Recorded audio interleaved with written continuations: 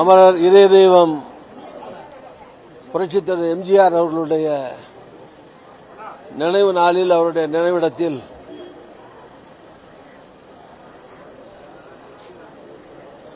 அவருடைய தொண்டன், அவரால் உருவாக்கப்பட்டவன் என்கிற உரிமையோடும் காங்கிரஸ் கட்சியின் சார்பிலேயும் நானும் காங்கிரஸ் மாநில துணைத் தலைவர் திரு சொர்ணா சேதுராமன், முன்னாள் தலைவர் திரு வீரபாண்டியன், கராத்தே ரவி, ஆறுமுகம்,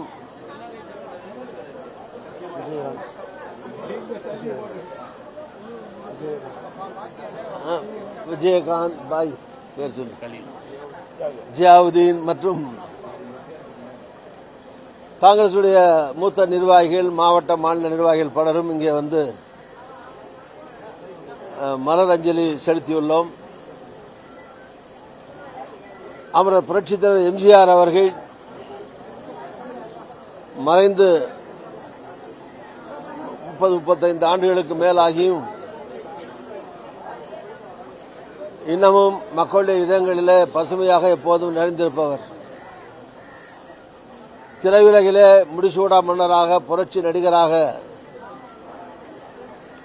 திரையுலக ஜாம்பவனாக, சக்கரவர்த்தியாக திகழ்ந்த போதும் சரி, அதற்கு பிறகு அவர் மறைகிற வரை பொறுப்பேற்றதிலிருந்து 3 முறை வென்று முதலமைச்சராக இருந்த காலத்திலேயும் சரி, எண்ணற்ற நலப்பணிகளை மக்களுக்காக செய்து மக்களுடைய இதயங்களிலே நீக்கமர நிறைந்து வாழ்ந்து கொண்டிருப்பவர் புரட்சித் தலைவர் எம்ஜிஆர் அவர்கள். மக்கள் தெய்வமாக இன்னமும் அவரை போற்றுகிறார்கள். உயிரோடு வாழுகிற தலைவராகவே புரட்சித் தலைவர் எம்ஜிஆருடைய நினைவும் புகழும் பெயரும் எப்போதும் மக்களுடைய நெஞ்சங்களிலே நிறைந்திருக்கிறது. தன்னை வளர்த்து ஆளாக்கிய தமிழ்நாட்டு மக்களின் நலனுக்காக, குறிப்பாக ஏழை எளிய மக்களுடைய நல்வாழ்வுக்காக தன்னை முழுமையாக அர்ப்பணித்துக் கொண்டு வாழ்ந்த தலைவர், இந்த நூற்றாண்டின் இணையற்ற வள்ளல், கொடைவள்ளல் அமரர் புரட்சித் தலைவர் எம்ஜிஆர் அவர்கள். தான் மறைகிற போது 10 ஆண்டுகள் முதலமைச்சராக இருந்த புரட்சித் எம்ஜிஆர் 1 சென்ட் நிலமோ, வங்கியிலே 1 லட்சம் ரூபாய் பணமோ அவர் சேர்த்து வைக்கவில்லை. அவர் சினிமாவிலே நடித்து சம்பாதித்த சொந்த வீட்டை அதிமுக கட்சிக்கு கொடுத்து போனார். அவர் சொந்த சம்பாதித்த தோட்டத்தை பள்ளியாகவும், அவருடைய நினைவகத்தை சொந்த செலவிலேயே நிர்வகிக்கக்கூடிய நினைவகமாகவும் மாற்றி உலக வரலாற்றில் நிலைத்த புகழை கொண்டு வாழ்ந்து கொண்டிருப்பவர் அமரர் புரட்சித் எம்ஜிஆர் அவர்கள்.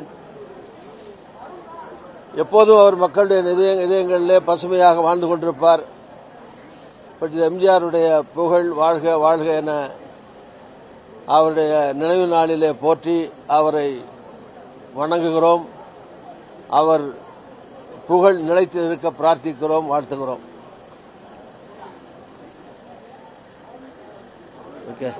கன்னியாகுமரியில ஒரு கிறிஸ்துமஸ் நிகழ்ச்சி நடக்குது, அருமனை கிறிஸ்துமஸ் விழா.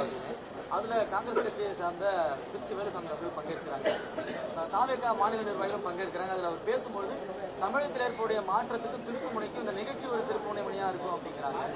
என்ன அர்த்தம் அது கொடி வச்சு பேசியிருக்காங்க, நீங்க எப்படி பாக்குறீங்க அந்த கருத்தை?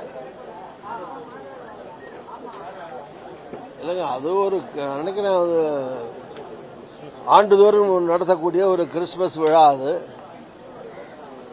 அந்த விழாவிலே அது வந்து ஒரு கட்சியின் சார்பிலே நடத்தப்பட்ட விழாவாக நான் நினைக்கவில்லை. பல்வேறு கட்சியை சார்ந்தவர்களும் அதில் கலந்து கொண்டிருக்கிறார்கள். பாதிரியார்கள், அமைப்பை சார்ந்தவர்கள், பல அரசியல் கட்சியை சார்ந்தவர்களும் கலந்து கொண்டிருக்கிறார்கள். அந்த வகையில் அவரையும் அழைத்திருக்கலாம். அவர் போய் கலந்து கொண்டு அவருடைய கருத்தை அங்கே சொல்லியிருக்கிறார். அது சம்பந்தமாக நான் ஒன்றும் கருத்து சொல்ல முடியாது. அவர் சொன்ன கருத்துக்கு நான் என்ன கருத்து சொல்ல முடியும்? சரிங்க, அது கூட்டத்தில் பேசும்போது அவர் ஒரு கருத்தை அவர் சொல்லியிருக்கிறார். அதுக்கு நான் என்ன கருத்து சொல்ல முடியும்? அவர் காங்கிரஸ் சார்பில் தான் அங்க போய் எங்க காங்கிரஸ் லட்சக்கணக்கான கருத்து யாரோட அவர் தனிப்பட்ட கருத்தா பார்க்காம இல்ல காங்கிரஸ் அது என்ன கேட்டீங்கன்னா அவரை கேளுங்க. காங்கிரஸ் சார்பில் பேசுனீங்களா தனிப்பட்ட முறையில் பேசுனீங்களான்னு அவரை கேட்க வேண்டியது. என்ன கேட்டா அப்படி சொல்ல முடியும்? இல்ல சார், நீங்க காங்கிரஸ் கமிட்டியில இருக்கிறதா ஆமாங்க, காங்கிரஸ் கமிட்டியில லட்சக்கணக்கான தொண்டர்கள் ஆயிரக்கணக்கான தலைவர்கள் இருக்கிறாங்க. அதில் ஒவ்வொருத்தர் பேசுறதுக்கு நான் பொழிப்புரை பதப்புரை பொருளுரையில நான் சொல்ல முடியாது. அவங்க சொன்னது நீங்க அவங்கள்ட்ட தான் கேட்டு விளக்கம் தெரிஞ்சுக்கணுமே தவிர தனிப்பட்ட கருத்தா கட்சி கருத்தான்னு அவரை கேட்கணுமே தவிர என்ன கேட்டா நான் எப்படி பதில் சொல்ல முடியும்?